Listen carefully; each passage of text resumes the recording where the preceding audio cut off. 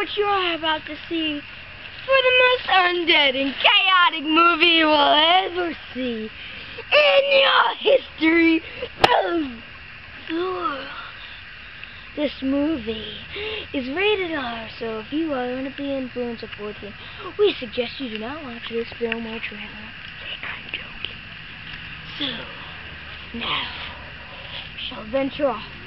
And this is the trailer for Left 4 Dead in real life, part 2, the movie. Here they go.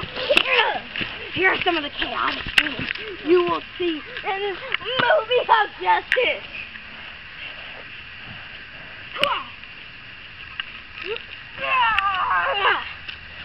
Now, when you will see the film, you will notice there are some slight differences.